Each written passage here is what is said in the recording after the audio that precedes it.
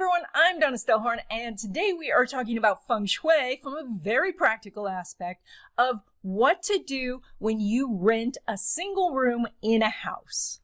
Now, I've had tons of people ask me, about how to do Feng Shui when you rent a room within somebody else's house, because you can't do a lot of things that I usually suggest around the front door or the front yard or any of those things to bring in new energy. And so you can still do Feng Shui, but there are some specific guidelines that you want to consider when you are just enhancing a room within a house. In this video, we're going to be focusing on bringing in energy. That is energy for career, bringing in money, bringing in relationships. This is not about if you have bad roommates. If you have bad roommates, that is a whole different thing to work on. And while Feng Shui can offer some solutions to that, that's not in this video. If you're interested in a video like that, leave me a comment in the comment section below, and then I will get to work on that. Now, of course, the first thing is that if you do use any of the other videos that I have done on Feng Shui, and you work on enhancing the front door, what happens when you rent a room in somebody's house is everybody in the household benefits. So all of the things that I have said about enhancing the front door do work. It is a little more diffused because it is affecting people in different areas. So you might enhance the front door and then your roommate gets a promotion before you do, etc. But it still does work. Now, of course, that is if the people in the household are open to this, if they are willing to allow you to do that. Now, sometimes, of course, it is a situation where they feel it's their property and this is not something that they want you doing. Now, that doesn't mean to say that people have to believe to make Feng Shui work. Feng Shui doesn't work because we believe in it. Feng Shui just works. But if it's their property, and you're messing with their welcome mat or doing things around their plants or things like that, they might say, hey, what are you doing? So that's where things can get a little, weird. Of course, you could do, like a little quick secret cures, and that would be, one of the things is to sweep off the porch or shake out the welcome mat or things like that. That can bring new energy. And then, the landlord or person you live with just says, oh, wow, you're sweeping the porch. That's so nice of you. When you yourself know that you're sweeping the porch with intention. And by the way, when you do that, of course, you first sweep away from the house because you are sweeping away the old energy, the negative energy and all that. And then you shake out the welcome mat and you make it all pretty, and that's to welcome in the new energy. But let's get to why you really clicked on this video, which is how to enhance the single room within the house. Now, of course, if you have an external door into your single room, even if it's sliders to the backyard, now you have an entrance, and you can work with that entrance of all the things that I mentioned for an entrance to a house or a regular apartment. But most of the time, you're not going to have that. So you only have the entrance into the room itself, and that is from the interior of the house. So if you use a Bagua compass, in this case, we would turn the Bagua compass so that career would match your front door, which is the door that goes into your room. That would mean that when I'm standing at your door and looking into your room, I'm standing in the career area. To the far left is going to be your money area. To the far right is your relationship area. If you're in school, you're concerned with the near left corner. That's going to be the corner of wisdom and knowledge. Or if you are looking for, maybe you're building your business or you just need help in general, helpful people is the near right corner. So that is how it's laid out. But because you're in a small room, you don't need to focus on those areas except for the fact that, let's say you do want to attract more money into your life, and of course, who doesn't? You don't want to have a lot of clutter in that corner. You can place, like if there's going to be clutter, don't put it there. Put it somewhere else. Don't put it in front of the door because that's an indication that your career gets tripped up. Or if you're in school, don't put it in the educational corner because then it makes it more difficult to have the energy to study and things like that. Ideally, of course, you don't have clutter because you're in a small space, which, it's really great that you can squeeze yourself into a small space. Getting rid of stuff is something most of us need to do, myself included. So it's great that you're able to fit in that, but still, it's important, if possible, to eliminate as much visual clutter as you can. This could mean you need to reduce the number of items you have, or that you need to actually find storage solutions. Like, oftentimes we don't like to place a lot of things under a bed, because what happens is when you sleep in the bed that is chock full of stuff underneath, you get attached to the location because the bed has this, you're basically on a solid surface. But sometimes it's necessary to store things under the bed. And so you need to be mindful of that you are attaching yourself to the location by doing that. And let's say you are not so happy in this place. Well, then it would be better for you to maybe put things in boxes and cover them with a nice little tablecloth and make it into a makeshift table, rather than have it under the bed, where you're going to need the airflow to release yourself from the location. Another solution too, if you want to release yourself from a location and you have a lot of stuff in the bed, is to put something between the stuff and the floor. And in this case, that would be salt. And so you would take a little bit of salt, like 1/4 teaspoon here and there, and you're going to place it underneath whatever boxes or storage containers you have and the floor. Or it sits between the box and the floor. And what happens is salt removes attachments. And so that it kind of causes you to float off into your next living location. But again, that's only if you want to move. If you want to stay put, if you're happy with where you live, in fact, if you even feel concerned that that your place where you live is not stable, but placing things underneath the bed, you can really stabilize that energy and you can stay there longer. Now, okay, so there's always things that I have to say, but so the things that you don't want to store under the bed are things that are sharp, things like knives or tools or things like that can disrupt sleep. So the reason that we're talking so much about this is because we need to reduce visual clutter in the room itself and make the room feel not so crowded, because what clutter does is it disturbs the energy.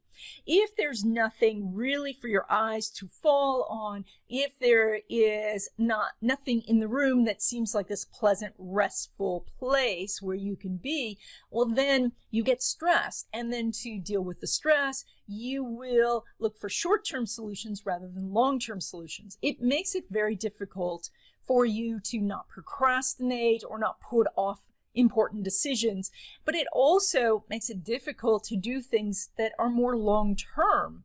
And so that's, taking care of your health, writing your novel, and practicing doing your YouTube videos and things like that.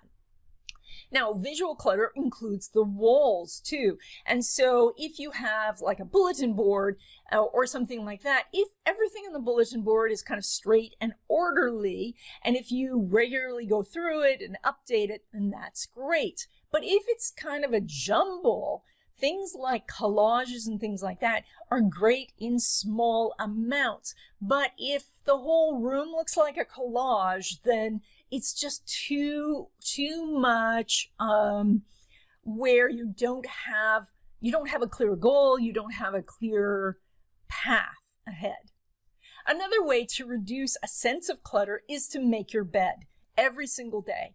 And that, it doesn't have to be perfect, but if what visually to us looks good, like if it's a solid piece of, neatly done fabric, what can happen is, because it's the largest item in the room, there's a sense of peace, and that really helps. The second thing is, of course, you want to have the things that you like in there, and one of those things might be a large TV. But when you have something that large, especially electronics, in a small space, everything, all of our energy goes towards that. So if you find that, yes, you do enjoy TV, but it takes up too much of your time, you're not getting your studying done, you are staying up too late, you're not working on your projects, you may have to consider covering the TV or even getting rid of the TV so that you don't have that one object pulling so much energy from you. Now, it's good to have some sort of theme of what your goals are. And you might have multiple goals, but you want to look at the priorities. And maybe the priority is to have a great job that you really love. Or maybe the priority is to have a wonderful relationship. Maybe the priority is to move into your own place. So having something that represents what it is you're trying to attract, to remind you, to help you take whatever time that you do have left between your job and school and all the other things that you do, so that you can focus energy on a long-term goal. So for example, if it was love relationship, you might have a poster that shows a couple dancing, or that they're dining in a nice outdoor space and having a great time with each other. So if it was for a career, you might have again, like a picture or a representation of something that is in the career you want to do. So for example, if you want to be a doctor, you might get yourself a stethoscope and have that on a table just to remind you, oh yes, I'm studying to be a doctor, I'm going to be a doctor, etc.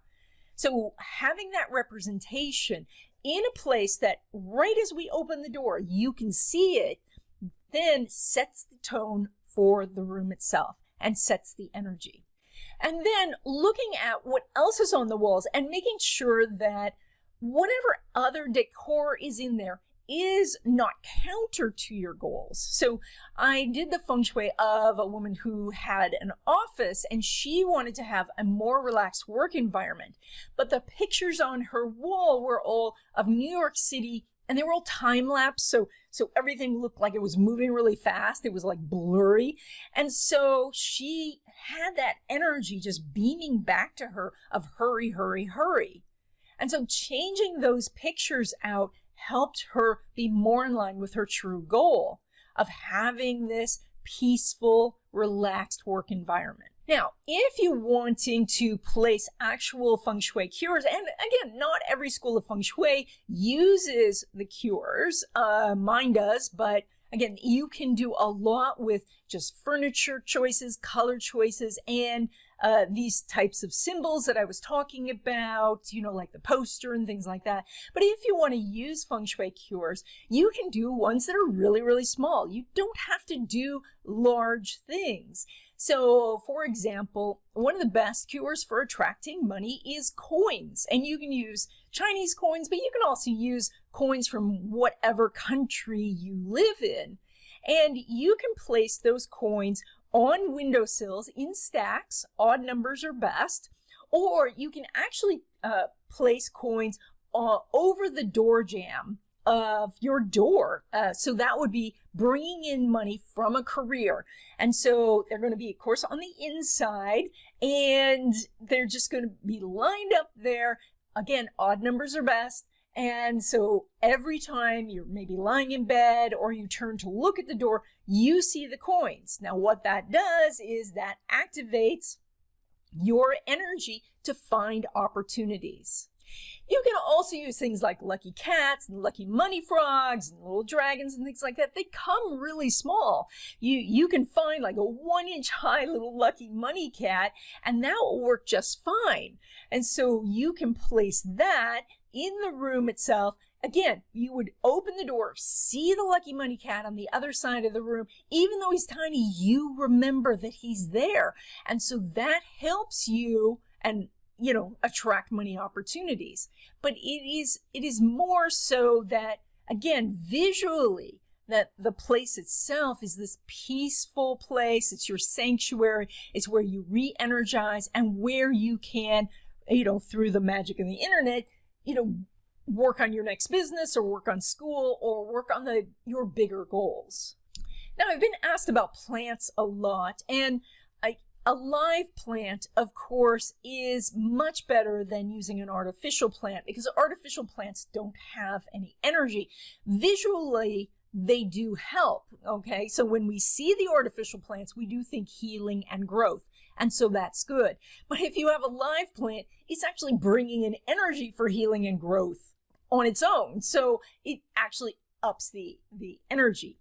But not everybody can have live plants because maybe people worry about their carpet or their floors or furniture or things like that.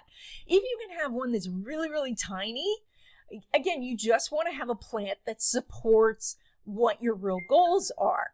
So if your goal is to have more money, then you want to have a plant that has a round leaf, because the round leaf represents coins, and so traditionally it would be like a jade plant.